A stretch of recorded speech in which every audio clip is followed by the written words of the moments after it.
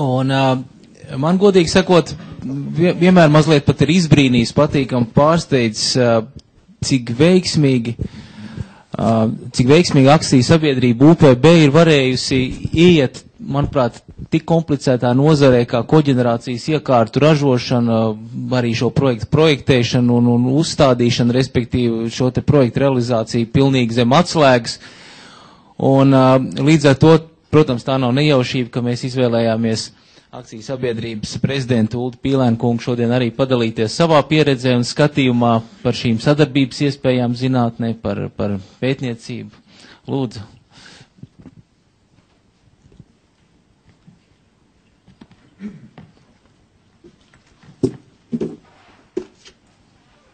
Jā, šī tā sarežģītā tehnika,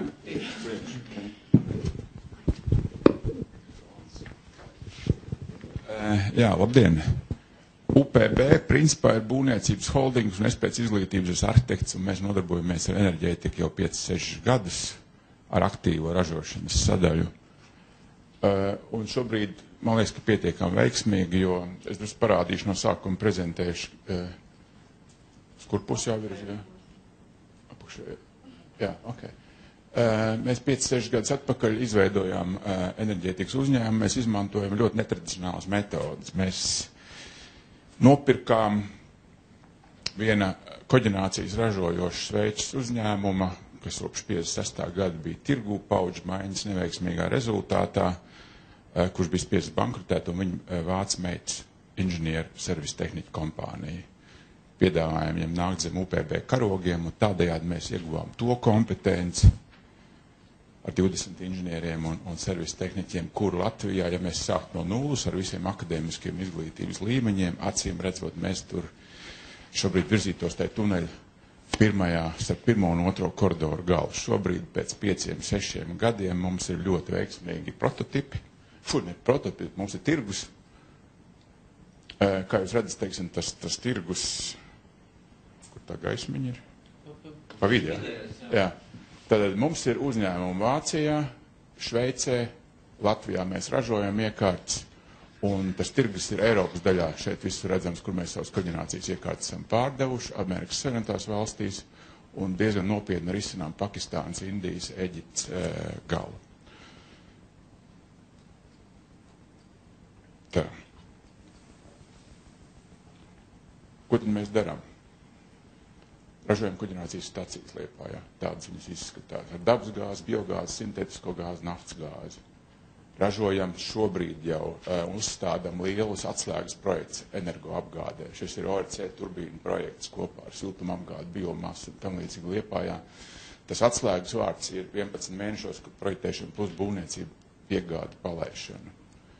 Mēs nodarbojamies ar biogāzi atslēgas projektiem. Nav 100% mūsu tehnoloģija, jo mēs neesam tik kompetenti lauksaimniecības tēmās, lai sagatavotu augsnes un tā tālāk visu komponents un iziet fermentizāciju cauri, bet to tehnoloģiju darbībai ar biogāzi, to mēs visu ražojam. Tas tie sarkanie agregāti.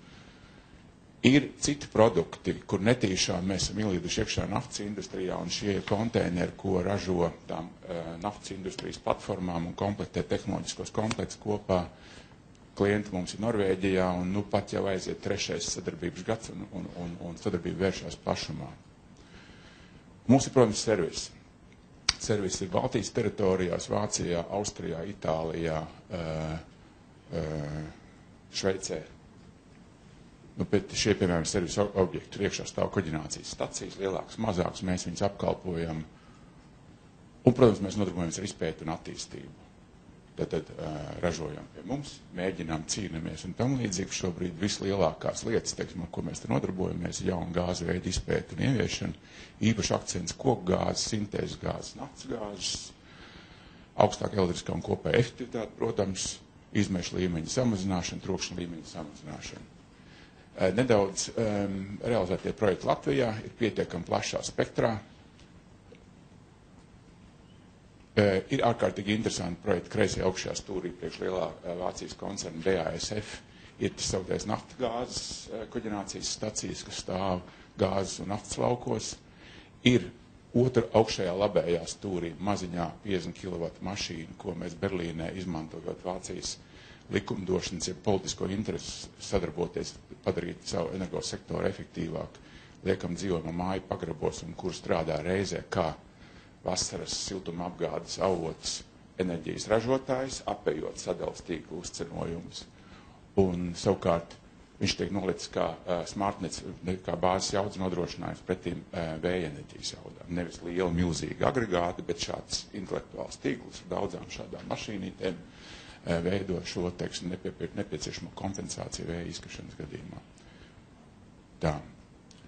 Mēs esam realizējuši objektus Itālijā. Vēl interesantāk, vienā ļoti sarežģītā zinātniskā centrā esam realizējuši 2 kārtas, 2 pa 1,5 megavatiem triģenācijas staciju. Tas nozīmē ar gāzi ražojumu elektrību siltumu, no siltuma augstuma vēl. Un noslēguši 10-gadīgu servisu līgumu. Protams, piedalāmies starptautiskās izstādēs visu veidu. Un tagad ir tā otrā sadaļa. Tas ir tas, ko mēs darām. Un tā ideja īstenībā ir no ļoti senas man laika studentu diplomdarba tēmas, kāpēc primārā enerģija, kā ir tradicionāli kondensācijas režīmā ražot elektrību, kondensācijas režīmā un rezultātu pūst milzīgu, sauksim tās pūst gaisā, primārās enerģijas, iepirktās importa enerģijas apjoms, ja var uztaisīt intelektuālāku tehnoloģisko tīklu un faktiski zaudēt daudz mazāk enerģijas. Tad mums uzskat vienu tabulu, kas ir no Igauņu, mūsu Latvenergo konkurenta, viena no priekšlasījumiem, kas saka, ka Baltijā uzstādītā jauda, jūs redziet visu, cik tur sarēķināt, ja? Pret maksimāli izmantoto jaudu tikai 50%, un vidēji, teiksim, tie 30%, un tad ir tāda sajūta, kaut kas nav kārtībā, ja mēs primāro enerģiju, ko mēs pērkam pa importu cenām, faktiski bieži vien neefektīvi izmantojam, tas bija iepriekšējā bildīt. Otrs, kad uzstādītā jauda ir ievērojami lielāka nekā viņa ir nepieciešama. Un arī pat laikā faktiski bija viens ļoti labs apmeklējums kaut kad, man liekas, kas 10-15 gadus atpakaļ Dānijā uz Dānijas energo aģentūru. Un tur ir uzlikta politika uz sliedēm. Šī ir faktiski elektriskās jaudas infrastruktūra 85. gadā Dānijā. Augšā tiem punktiņiem redzams centralizētie, decentralizētie vēja turbīnas un tam līdzīgi. Un šī struktūra ir 2009. gadā. Pats pa sevi īstenībā jūs redzat vizuāli kartē milzīgas atšķirības, un pats pa sevi jau tas nav nekas slikts, teiksim. Katra valsts izvēlās kaut kādu savu lietu. Un tas, kas man vienmēr ir traucējis, ka es nevaru saprast Latvijā energopolitikas būtību.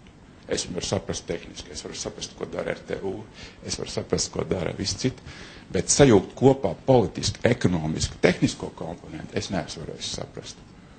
Un šī tabuliņa man vismaz jau ilgāks gads ir tas pārliecības jautājums, kad ir iespēja veidojot ekonomisko ietvaru, sintezējot darbību tehniskajā sektorā, ekonomiskā, politiskā sektorā, veidojot rāmu nosacījums, ir iespējams izveidot ārkārtīgi interesantu ekonomikas modeli, kas ir ilgspējīgs enerģētiskā. Jūs redzat, sarkanā līnija ir enerģijas patēriņš absolūtos lielumos Dānijā sākot no 80. gada līdz 2007. gadam. Pieaugums kaut kā 2% maksimāli. Jūs redzat koproduktu pieaugumu, tā būtu tā zilā līnija.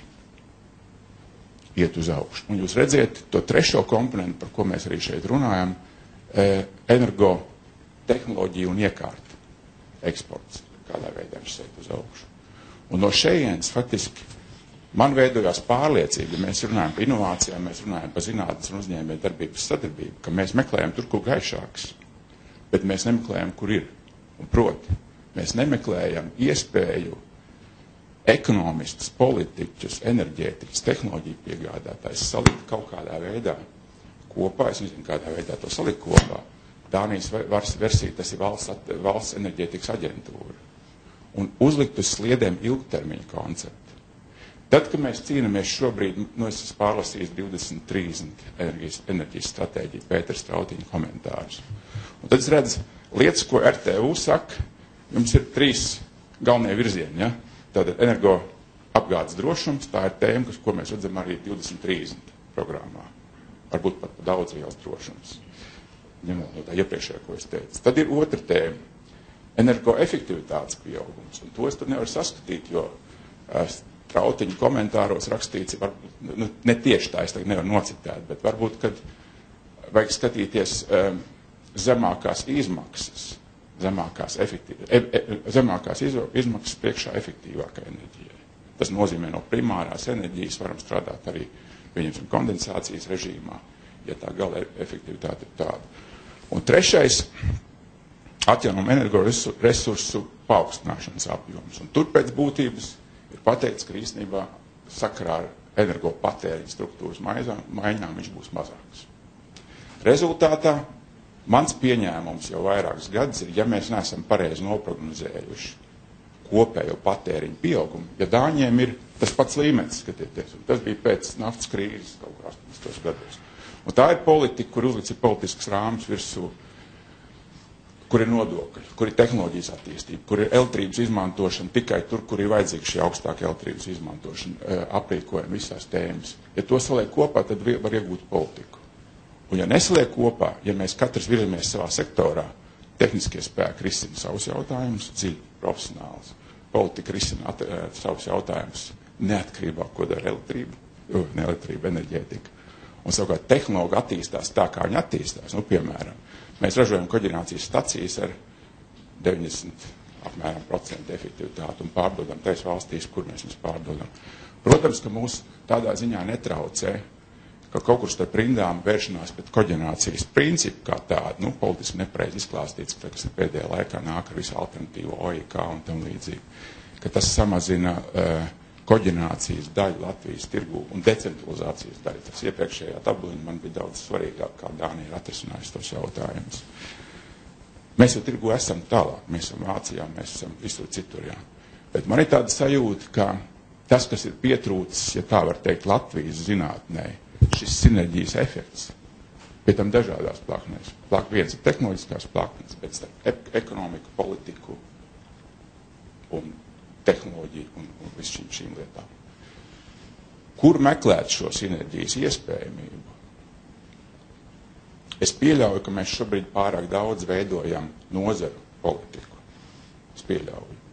Un, protams, ka mums ir ļoti labi cilvēki tehniskajā sektorā. Mēs paši esam izmantojuši pēdējos 2 gados 6 studenti no RTU ir bijuši mūsu praktikanti. Mums ir bijis praktizējušies arī Vācijas studenti. Mums ir praktizējušies studenti ar Britisalas izglītībā, un faktiski tā ir tā priekšzīmīgā sadaļa. Bet, ka mums slēpjās milzīgi potenciāli, definējot arī no zinātnes viedokļa šo sinerģijas sektoru. Un tad mēs tiksim tālāk. Pretējā gadījumā visas tās kaut kādas iestrādes, viņas nedabūs to klāsteru efektu, to, ko vajag Latvijas mazai tautsēmniecībai.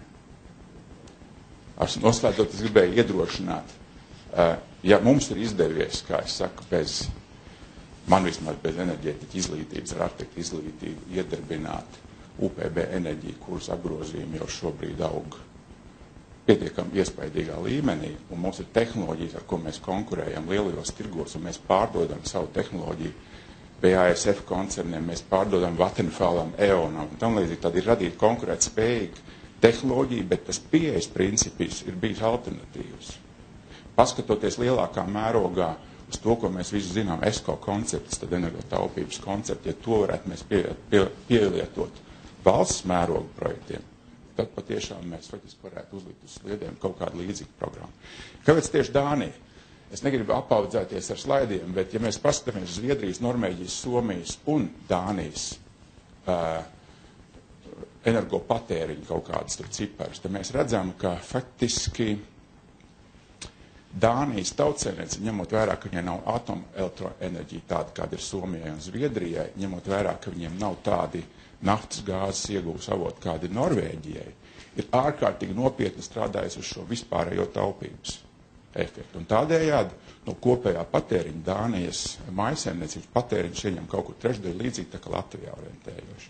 Savukārt Somijā, Zviedrijā drusku tagad baidos samaloties, un Norvēģijā laikam ne. Tas ir apmēram tikai 5. daļa, ko tas nozīmē. Tur, kur ir atomelektroenerģija, tur pēc būtības ir iespējama netaupīga industrija, sauksim viņu tā. Tas ir energoietilpīga industrija, kas savukārt nav Dāņiem. Dāņi sāk nodarboties ar pilnīgi citām lietām, reģionālām lietām, faktiski izkliedēt to savu resursu. Un tā kā es lasu komentāros, Pēterim Strautiņam tur bija tāds neveikls komentārs, Kad, pēc būtības jau reģionu iedzīvotājiem pa sadalas tīkliem būtu tā kā jāmaksā vairāk, jo viņi tālāk no ražošanas centriem. Tad paskatoties uz to Dānijas karti iepriekš.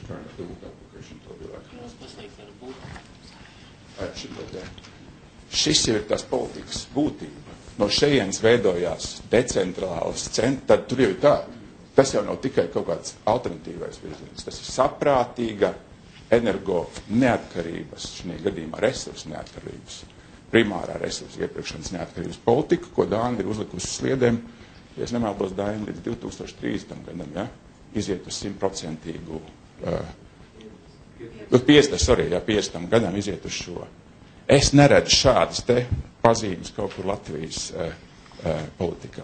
Es redzu tikai to, ka mums pasaka, patēriņš pieaugs, cena pieaugs, tad kas mēs esam drusku savādāk nekā Dāņi, kas tas palietā. Un ja gadījumā tas patēriņš nepareizi noprognozēts, tad notiks precīzi tas, pa ko es gribu teikt. Tur ir saliktas proporcijas visam kam, bet beigās mēs būsim tāpat atkarīgi no gāzes, nebūsim attīstījuši tehnoloģijas, darba ieņems, iemaņas, reģionus un tā tālāk un tā tālāk. Paldies. Paldies. Un man ir tāds, aplaus arī visiem iepriekšējiem runātājiem, jo mums ir noslēgusies, kā saka, prezentācija daļa. Un tagad ir iespējas uzdot jautājumus gan Pīlēna kungam, gan pārējiem runātājiem, gan, protams, arī izteikt komentārus. Lūdzu, jā. Es vispār gribēju Uldim uzdot jautājumu, bet es tikai vienu mazu papildinājumu. Dānijā ir nacionālā vienošanās par atjaunojamās enerģijas izmantošanu, neatkarīgi no koalīcijas sastāvu un parlamentu maiņām. Lielbritānijā ir tieši tāda pat vienošanās par klimatu vai ietekmi uz klimatu pārmaiņām. Līdz ar to tā ir ārkārtīgi svarīga tēma. Tas nozīmē, ka sabiedrība ir labi izglītota. Un tā ir tā, par ko mēs šodien runājam. Jo viņi uzticās zinātnei, jo tas ir balstīts uz zinātnes un politiķu labu izpratni par nākotni un strateģiskā domāšana. Bet man faktiski tiešām izraisa izbrīnu, ka arhitekts ir tik īsā laikā spējis nonākt pie tādiem secinājumiem. Es vienu lietu saprotu, ka nauda ir tā, kas, un biznesa ideja tā, kas bīd un neliek, nedod mieru un ne dienu, ne nakti. Bet tomēr, kurā vietā apguvi šo saiti starp tev netipisko sfēru, kas ir tāda sausa un tehnokrātiska, protams, arī arhitektam jāpārzina laikam daudz vairāk kā daudziem citiem. Bet kā tas notika reālā dzīvē? Kur tas nokniks šeit? Īstenībā, ja tā ir apļu kompozīcija, es kaut kad pacēlu augšā savu diplomu darbu, kas ir taisīts Veimāras Bauhaus universitātē Vācijā, un mēs dabūjām viņu savā laikā, tas ir 1980. gadā, sen atpakaļ Kanādas ilgtspējīgās arhitektūras prēmiju, kaut kādā tur starptautiskā konkursā, un viņā ir pamat būtība ielikt energo ilgtspējīgas attīstības koncepciju, siltumsūkņi, saules baterijas, koģenācijas stacijas, teiksim, pasīvās taupīšanas pasākumu, plus vēl industrializācijas lietas un tam līdzīgi. Šur mēs skatāmies UPB holdingu, tad viss šīs komponentes tur ir. Tas, protams, nebija apzināti pieeja, tad tik gudri mēs neesam. Bet netīšām, faktiski tā tas ir virzījies, ka viss šīs komponentes faktiski ir pavadījuši šo uzņēmēju darbības, mūsu komandas attīstības posmu, un enerģētika ieņem ļoti nozīmīgu sadaļu visā tajā lietā. Vai es varbūt nekaunīgs? Es atvainojos pārējiem. Latvijā mēs visu laiku dzirdām pārmetumu. Atjaunojama enerģija nozīmē tikai iekārtu importu, peļņas izvešanu un mokas un šausmas latviešu tautai. Jā, un bankas vēl joprojām, un metalurgi iznīcināšana un tā tālāk. Cik tur pēc tavām domām ir patiesība šādiem apgalvojumiem? Atkal klausot, redzot, es tā brīnos, par ko Pēterim Strautiņam banka maksā naudu. Nē, ja tā paskatās, ja tiešām mēs noņēmām tās prognozes nost, un es atceros, es ļoti kritizēju vēl pirms krīzes, jākritizē Latvenergo, diemžēl ir, jo faktiski īsti nav varianti, bet jo tā prognoze patēriņam gāja neiedzīgi uz augšu, un vēl toreiz jau Dānijas šī koncepcija bija acu priekšā, skriendēt, kas tad pie mazāk iedzīvotāju skaita, pie efektīvākām tehnoloģijām, pie pie tā, ka mēs neesam energo, ieguvēju valsts. Ja? Tad skaidrs, ka mūsu ekonomikai jāpiekārtojās, apstrādes rūpniecība nemaz tik daudz nepatērē šo enerģiju. Koksnes sadaļa. Es nepateicu par to izpēti, ko mēs darām. Mēs šobrīd pētam gazifikāciju, visu veidu gazifikāciju, kūdra, koksne, granulas, viss šīs te lietas, kādā veidā darbināt ar mūsu koģenācijas motoriem. Jo mēs ticam arī automobilizācijas elektrifikācijas tēmai. Labi nāks ar nobīdi kā tādu. Tur būs vajadzīgs decentrāls struktūras, kur mēs liksim tos lielos dzelžus, ko tagad jāamortizē un tam līdzīgi. Ja. Tagad tās ir tēmas, kuras jāliek uz nāža asmeņu. Šobrīd mēs neredzam īstenībā, mēs neredzam institūtus, kuras pēta, kā es jau teicu, tehnoloģijas mēs redzam. Spēks, kas to var izdarīt. Zinātnieki mums ir. Teorētiski ekonomisti arī mums ir. Teorētiski politiķi ar mums ir. Bet tā, lai redzētu to sinerģijā, kā jūs teicāt, tādā nacionālā vienošanās programmā, vai valstī, kurai nav energoresursi pašai, bet toties ir ārkārtīgi daudz koksnes, kas ir ārkārtīgi daudz kūdrus, vai tie nav tie prioritārie virzieni, uz kurien virzīt uzņēmējs, politiku, iedzīvotājs, viss šīs te lietas. Mums ir ļoti daudz dīvaini pieņēmumu ar tām pašām siltināšanām arām, ja? Arī, jā, teiksim, tā kā es pieļauju, kad ir kaut kur nobriedusi situācija, īpaši, teiksim, augot enerģijas cenām, bet es varu pilnīgi droši pateikt, mūsu koģenācijas stacijas mums pašiem ir kontraktīgas gan Latvijā, gan Vācijā. Likumdošanas ir dažādas. Atpērkās viņas faktiski ārkārtīgi īsā laikā, jo viņas jārēķina pilnīgi savādāk. Viņas ir mazas, efektīvas tehnoloģijas, kuras pēc tam ļauj izvērties lielos tīklos. Tā ir tā domāšana uz laikās, ka nekad pasaule nav gatava, bet jebkurā gatavības pakāpē viņai jābūt ir optimālākam variantam, lai risinātu šīs nepieciešamības lietas. Paldies, turpināt. Matīs Vočs, Bioenerģija VT. Jūs jau prezentācijā un atbildot uz iepriekšējo jautājumu pieskārāties koksnes gāzei, gazifikācijai. Es zinu, ka jums ir testi Somijā. Gribēju jautāt, vai jūs plānojat sadarboties ar latviešu gazifikācijas iekārtu ražotājiem, arī testēt savas iekārtas, un kad varētu būt rezultāti, kad varētu būt komerciāli jau? Mēs esam pamēģinājuši jau. Dainis Bēžiņš atbildēt precīzāk ar ņavas granulām. Mēs to esam darījuši.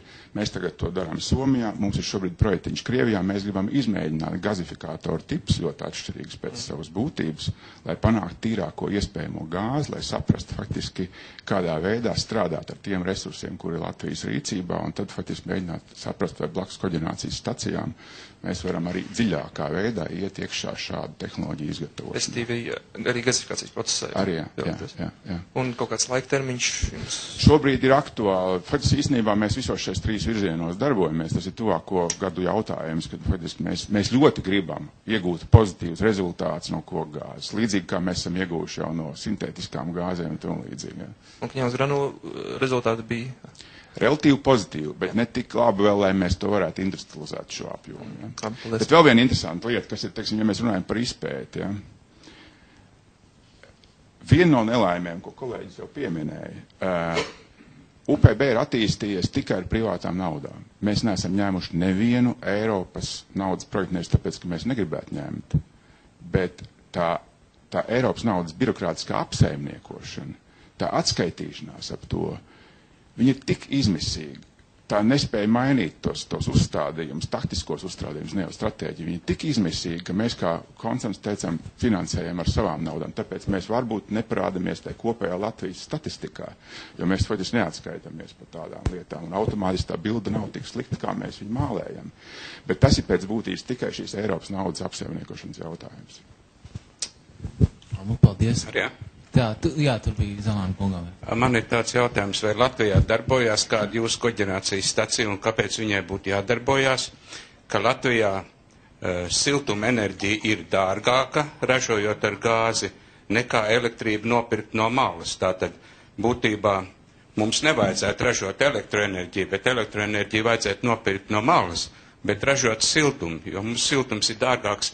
Siltums maksā 45 lati megawatt stundu, bet elektrība maksā 45 eiro Nordpūlā.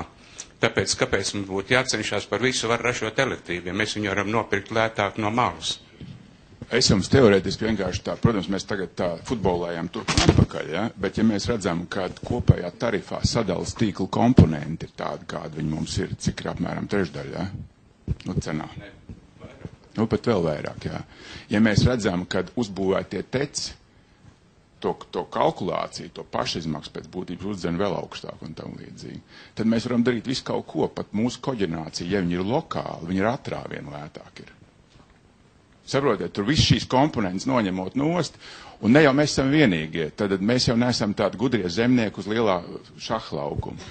Ja mēs Vācijā pārdodam šādas tehnoloģijas, kuras liek pagrabos dzīvojamā māja, tāpēc arī skaņas izolācijas tēma ir viens no mūsu attīstības jautājumiem, tam līdzīgi mums jānokļūst zem ideālā versijā zem 55 decibeliem, tad mēs varam gandrīz vai dzīvojamā istabā likt tās mazās koģenerācijas stacijas iekšā. Mēs esam pie 60 kaut kur tagad, jā. Ja viņi faktiski to dara un ir dzīvojamie rajoni, kur mums skaidri un gaiši, tad mēs aizvedām ekonomikas ministru uz Vāciju un kur tur Berlīnē viena tā komunas apsaimnietošanas vienība saka, mēs vasarās pārslēdzamies uz šīm te stacijām un elektrību pat tiešo ražojumu, un ekonomikas ministrs saka, bet jums viņi ir dārgāk. Viņš saka, nē, tāpēc, ka mēs dodam viņu pat tiešo. Ja. Automātiski proporcijas jautājums starp drošības tēmu. Protams, ka mēs nevaram mest to naudu ārā, ir infrastruktūrai kaut kāda. Starp risku decentralizācijas tēmu, starp primārās enerģijas decentralizācijām riskiem, starp tehnoloģiskiem riskiem un tam līdzīgi. Ja es lasu, teiksim, tagad stratēģijā, ka Latvijai jābūt ir tehnoloģiski neitrālai. Kādai neitrālai? Koksne ir mūsu galvenais avots, gazifikācija kā tēma, elektrifikācija kā tēma. Nu, kas tā ir pa koncepciju tādā gadījumā? Protams, ka nedrīkst rakstīt priekšā jābūt tādai un tādai tehnoloģijai, pieņemsim UPP tehnoloģijai, ja? Pasaka Dievs. Bet tas, ka mums ir pilnīgi skaidri jāvirzās, kas ir mūsu tie attīstības virzieni, zinātņi jau to pasaka priekšā, politika nesadzird, tā ir tā nelaime. Ja? Paldies, Ievai Moricē, tev jautā.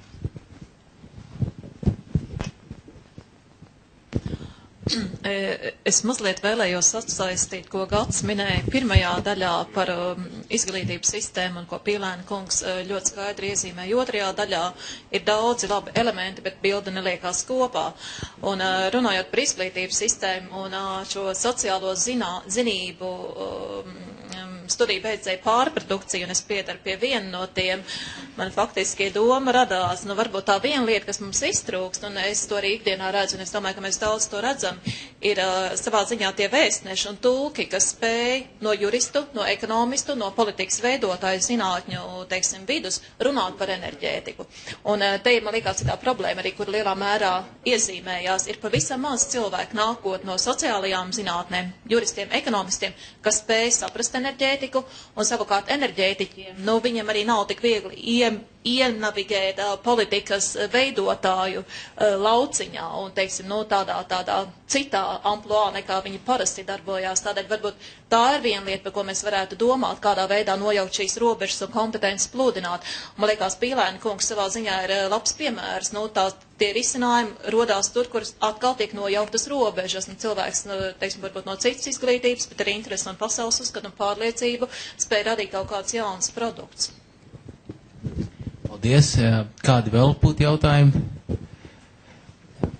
Labdien, Maija Zvirbula, Latvijas prezidentūras Eiropas Savienības padomē sekretariāts. Man uzrunāja viens no slaidiem, kur parādījās Eiropas statistika par uzņēmumu investīcijām zinātnē un inovācijās, kur Latvija ir pēdējā vietā Eiropā. Līdz ar to man ir jautājums, kā Latvijā enerģētikas sektorā uzņēmumi skatās un cik liels ir tās investīcijas tieši zinātnē pašos uzņēmumos, un vai enerģētikas sektors šo statistiku, kas Latvijā ir ļoti slikta, tā kā paceļ uz augšu vai novāk uz leju. Paldies. Un te droši vien kādam no uzņēmumu pārstāvjiem jāatbild ir.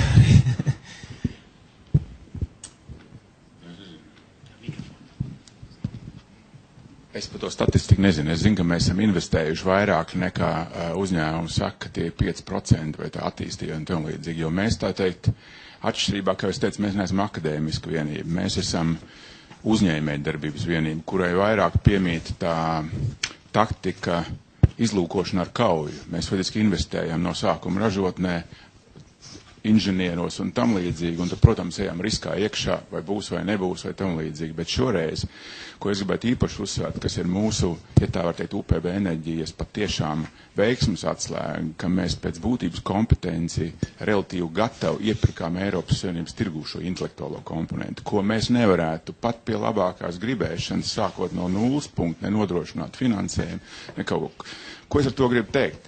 Es domāju, ka Latvija dara vienu 19. gadsimta beigu republikai būtisku, bet ne 21. gadsimta Latvijas republikai būtisku darbu, ja mēģina skatīties lietas lokāli. Ar to es gribu teikt, ka tehniskā komponente, tehniskās kompetences, tehnoloģiju sadaļas, zinātniskie izstrādājumi, vismaz Eiropas Savienības robežās mums ir tik pieejami, ka mums jābūt ir kā nācijai, mazai nācijai ar augstu projektu vadības un menedžmenta potenciālu, ko mēs mēģinājām pierādīt ar savām ORC lielajām lietām, lai paņemtu to, kas šeit ir. Šobrīd, piemēram, ar to ORC turbīnu, ko mēs uzražojām, tam līdzīgi, mēs pirmo pirkām no Austrijas, pietiekam labas koksnes apstrādes tehnoloģijas un tam līdzīgi, bet visu apsaistes programmatūras, vadības programmatūras daļu jau taisījām Latvijā. Tagad jau mēs arī visu elektrosadaļu taisījām Latvijā, tāpēc, ka mums ir pieredze savām koģenerācijas stacijām. Tā veidojās tie kontakti un iekļūšana šajā tīklā, ko sauc par atvērto tirgu Eiropas Savienībā, ar dažādām komponentēm un ar vien dziļāk iespiežoties iekšā. Un maža nācija priekšrocība, un tāpēc arī skats ir lielā mērā man vismaz uz Austriju, kas ir pēc būtības pēc līdzīgiem. Viņiem jābūt ir eksporta tirgos ar augstām tehnoloģiskām vienībām. Un tāpēc mums ir arī no nacionālās energopolitikas viedokļa jāmēģina nodrošināt, lai mūsu zinātne, inženiertehniskais korpus, uzņēmēju darbošana, ražošana ir spējīgi specializēties uz jaunām vides, enerģijas tehnoloģijām, kuras ir eksportspējīgas, jo pasaule mainīsies. Ja mēs pieejam pēc principa, kas ir sociāli atbildīga tēma, lētāka enerģija, bet es jums pateikšu, mūsu būvkoncernā elektrības sadaļa mēs tieši skatījāmies, lai mēģinātu riskus izvērtēt. Būvniecība saistīta ir ar lieliem loģistikas pakalpojumiem un tam līdzīgi, tad mūsu tā elektrības komponenta ir 1,kaut%. Nu, ja enerģija sadādzinās pusotru reizi, nu, tas būs 1,5%, jā, kā tādi. Gāzes sadaļa ir vēl mazāk, tad ar to es gribu teikt, mēs esam pietiekami liels Latvijas uzņēmums un pietiekami diversificēts dažādos sektoros. Līdz to mēs varam it kā reprezentēt daļu no Latvijas uzņēmēju darbības vidas. Un es gribu teikt, Latvijas uzņēmēju darbības nākotne nav lielā mēroga energoietilpīgajās industrijās. Tas ir tiem, kam ir atomelektroenerģijas. Zviedriem tā viņš arī būs, jā, un tam līdzīgi. Jā, paldies. Nu, diemžēl mums arī pienāca laiks pielikt punktu šīm diskusijām, un mēs varam turpināt arī tālāk sarunas jau pie kafijas un uzkodas. Un kopā savalkot, man liekas, ka Ulda Pīlēna prezentācija apstiprināja to, ka mums ir nepieciešams dialogs, jā, tātad šī sadarbības ir pamaz starp piesaistītajām pusēm, politikas veidotājiem, ekonomistiem, tehnoloģija attīstītājiem, augstskolām, zinātniekiem, uzņēmumiem, ka mums ir nepieciešams tomēr arī fokus, saprast, kur mēs specializējamies, izmantot savas priekšrocības un attīstīt šīs tehnoloģijas tajās nišās, kur mēs varam, liekot kopā zinātnisko kompetenci un uzņēmumu iespējas. Nu, un, protams, skatīties arī tālāk ilgtermiņā un domāt globāli. Es saprotu tā. Mēs varam noslēgt šo te sadaļu. Liels paldies vēlreiz visiem, kas klausījās, kas runāja, kas piedalījās. Paldies organizatoriem un varbūt tev vēl kāds vārds. Pavisam īsi, man arī ir 3 atziņas, ko es gūnu gan no šīs diskusijas, gan no mūsu diskusiju cikla kopumā. Pirmo gads jau pieminēja dialogs un sarunas ar visdažādākajām pusēm. Otrā atziņa - kompleksas problēmas, kompleksā pasaule prasa komplekss risinājums. Un no tā mēs aizbēgt nevaram. Un trešā lieta, kas man ļoti patika no Edgara prezentācijas, viņam skaidri iezīmējās veids, kā viņš domā par ietekmi, kas ir sociālā ietekme, kas ir klimata ietekme un vides ietekme un arī ekonomiskā ietekme. Un, protams, visiem šiem 3 lokiem ir jābūt balansā, lai mēs vispār kaut kur nonāktu. Es atvainojos, Gati, ka es pārtraucu savu moderātora lomu ar vēl vienu mazu lūgumu. Es faktiski gribētu Jurim varbūt kādu vārdu dot, mēs to neesam saskaņojuši, bet Juris bija šī diskusija cikla ideiskais, tā teikt, vadītājs. Varbūt, Juri, jums ir kādi daži vārdi ceļamaizē, pirms mēs vēl ejam baudīt vīnu. Pirms mēs esam vēl tādā kondīcijā, ka mēs klausamies, ja, viens otru. Jāsaka, ka ļoti grūti kaut ko piebilst visam tam, un šī faktiski bija tā noslēdzošā, bet efektīvākā diskusija no visām, jo pārējās varbūt bija ļoti tehniskas un diezgan sarežģītas un juridiski jautājumi, un man iepriekšējās, man patīk, tas bija Kuņiska kungs, kurš nav pašlaik klāt no Latvenergo, viņš teica kad mēs par gāzi runājam, tā bija ļoti saturīga, viņš saka, bet tur mēs vairāk mācījāmies to, ko mēs nezinām. Un tā arī faktiski ir, mēs nonācam tagad pie tā secinājuma, ja mēs gribam kaut ko sakarīgi runāt, mums tomēr kaut ko ir jāiemācās pirms tam. Pirms iziet publiski un ar apgalvojumiem, un ārkārtīgi svarīgi ir citam otru klausīties un nebaidīties no kļūdām. Un tā kā pareizi Edgars teica, nevar tā būt, kā var izgudrot kaut ko uz pasūtījumu un nebūt neveiksmes. Un tādas pašas ir biznesā un tādas pašas ir visiem. Un lielākā problēma laikam ir robi zināšanās un vēl jau vairāk zināšanu pielietojumā. Man radās iespējas no šīs pēdējās, kad mums ir laikam tomēr ļoti liels rops starp skolu un augstākām mācību iestādēm. Man liekas, kungs arī jau pieminēja, ja nav pamat zināšanas un spēja aptaustīt priekšmetu, tad nevar sakarīgi ieslēgties biznesā. Bet vismaz divi no mūsu šī diena paneļa dalībniekiem ļoti labi nodemonstrēja, kā ar vēlēšanos un interesi par kaut ko, ja ir pamatzināšanas, var ļoti daudz ko izdarīt. Tā kā, teiksim tā, žēl, ka beidzās, seši cikli ir pagājuši, daudz ko gudrāk mēs neesam, bet laikam tā, ka mēs vairāk uzzinājām, ko mēs nezinām. Ar to arī var pateikties Soros fondam, un paldies par kontraktu.